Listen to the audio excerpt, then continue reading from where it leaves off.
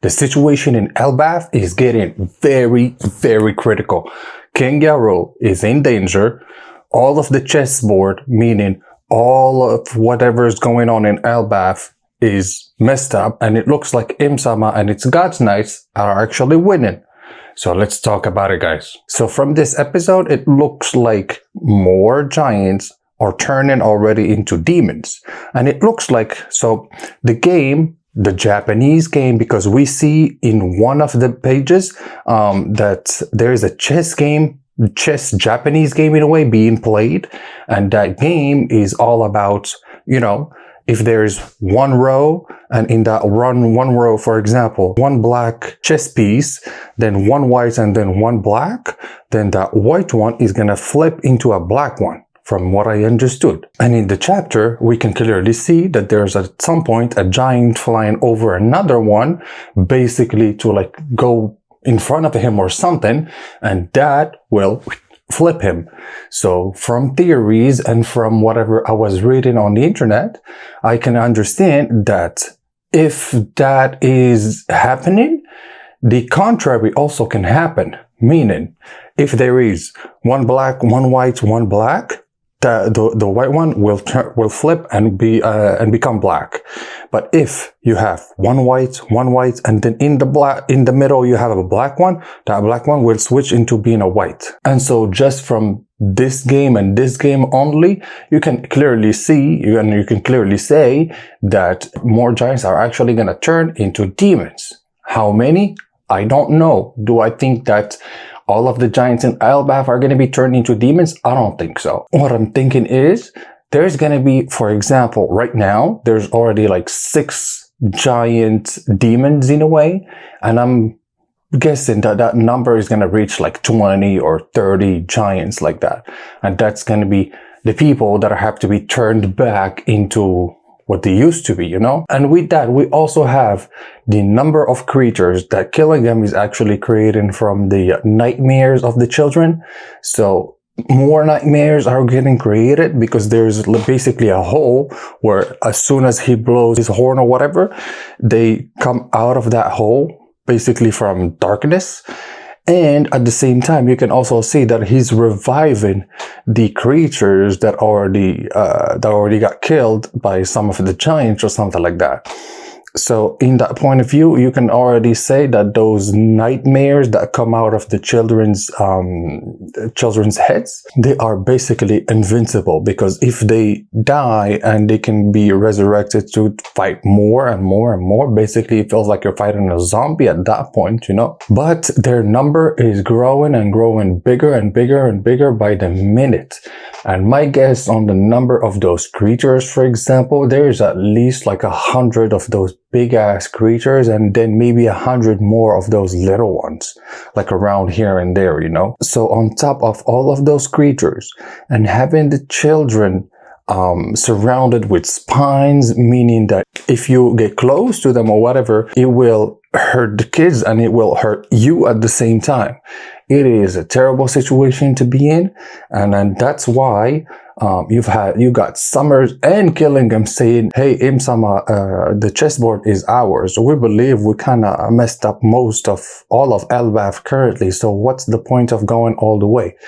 And Im Sama was there to say, "Yeah, I'm gonna actually shatter all of their spirit of Elbaf in a way." Horrible people. I am telling you, horrible people. But now it is actually up to the mothers, because in some of the other pages in the chapter, you can see some of the mothers actually wanting to fight back against whatever's going on. And at the same time, with Im Sama's burst of Conqueror's Haki, they were able to sustain to that power just for the love they have for their kids, And I believe no one can actually win against the love of a mother and a son. So that's why they were even able to survive Conqueror's Haki.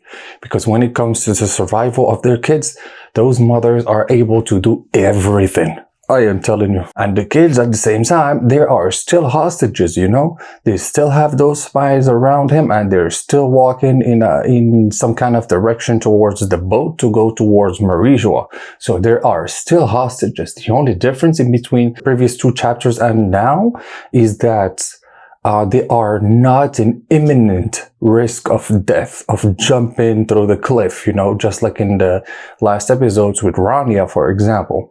But at least now they're still safe, but they're still hostages going towards Marijua, so that, you know, they can control the giants better in a way. And then one of the most crazy moments of this chapter is the hybrid form of Killingham, of Saint Killingham. And his hybrid form is scary because basically from here down, he's still a killing creature or whatever, and that's a dragon, because he's got the dragon fruit, the mythical devil fruit of the dragon model killing.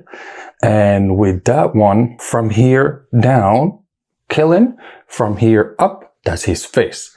And his face looks scary because he looks like he's got sharp teeth, looking like a fishman or something.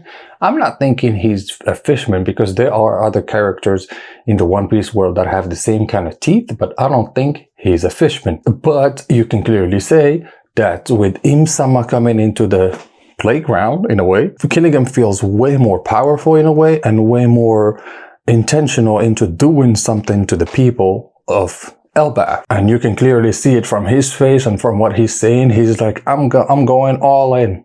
I'm gonna do everything in my power to do anything I can.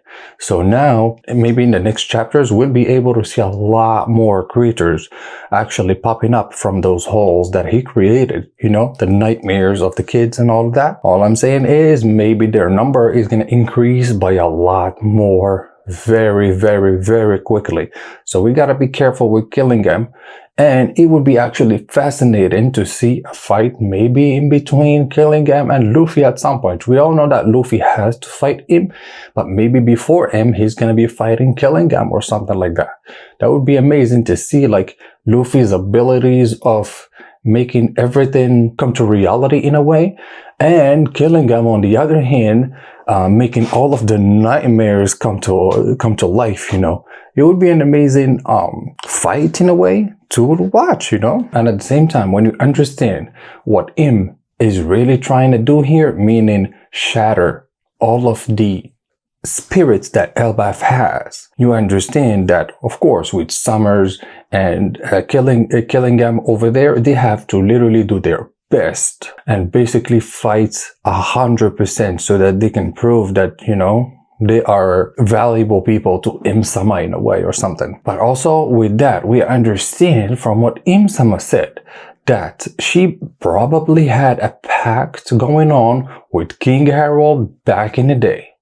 And then at the end, he ended up screwing them over somehow. I don't know how yet, but all I can say is, just like from one of my previous videos that I made on the channel, go check it out, guys, on the scenario of the possibility of his past, you know, to King Harold, so go check it out. But from that backstory, I was saying that in one of my options, for example, maybe King Harold made the pact with Im-sama in the beginning without knowing nothing, of course. He was just proposed, hey, you're gonna have a little bit more power, here we go, you're gonna be invincible or something like that, and he took it.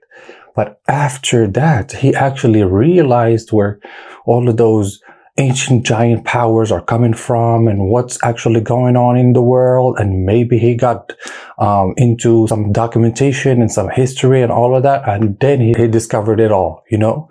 And then maybe at that point he was like, you know what, let me take off those horns and let me hide those wings or whatever, that way no one can see that I'm actually a demon giant or whatever.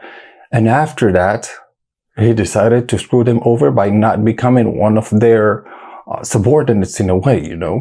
That's how.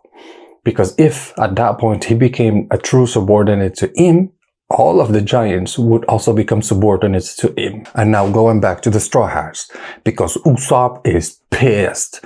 He is pissed because he is literally looking at his role models turning dark, basically.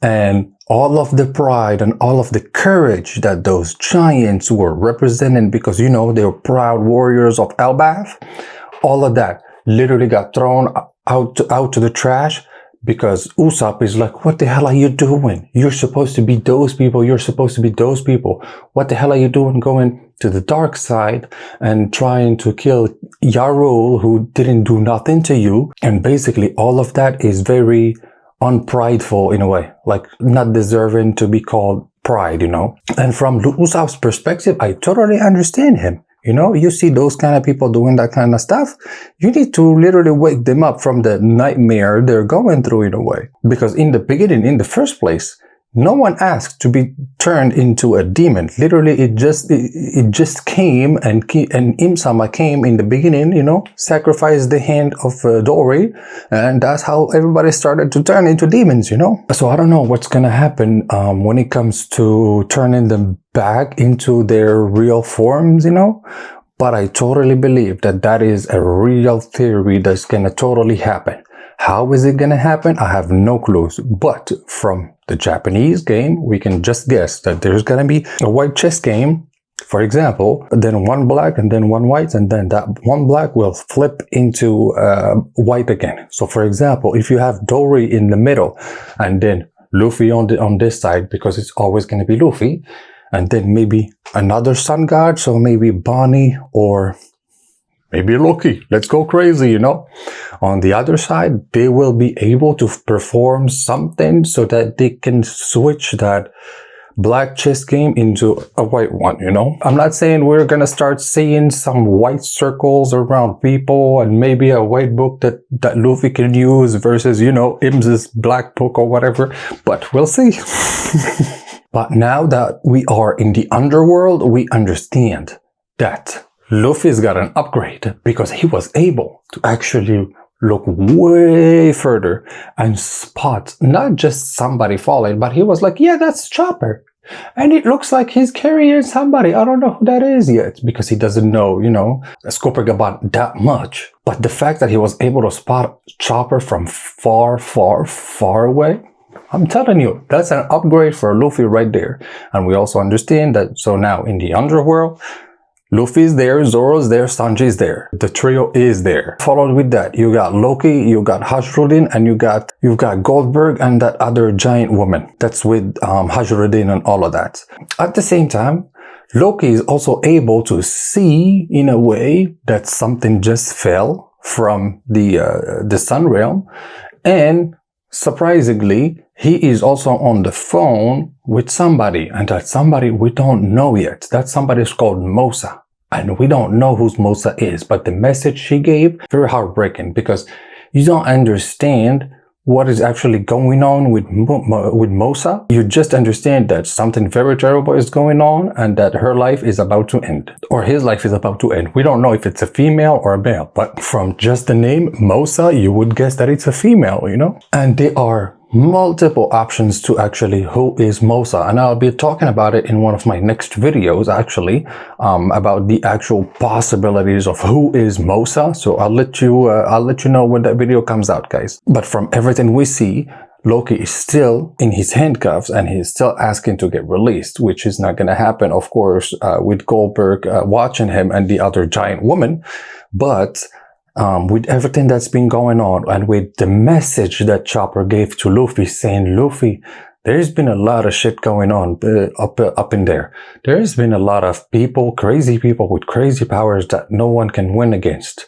And right after that, boom, with that burst of Conqueror's Haki, everybody understand we need to go up so that we see what's going on, and you know, it's time for war. This chapter overall was a great informational chapter because we get, in a way, two timelines into one. We get the timeline of what is going on up there with Im and all of that. And then a few minutes before in the underworld with Luffy and all of that, where as soon as actually Im showed up, they were actually able to feel that Conqueror's Haki from Im, you know, and that's the moment where we are, and that's where we're gonna go. And on that note, guys, hopefully you like this video. Please comment down below what you think of this chapter. Let me know who do you think Mosa is, and let's talk about it in the comments below, because I totally have no clue. I'm literally just gonna go about it just by options that probably might stick, you know. So I'll see you in the next one, guys. Don't forget to like and subscribe. Peace.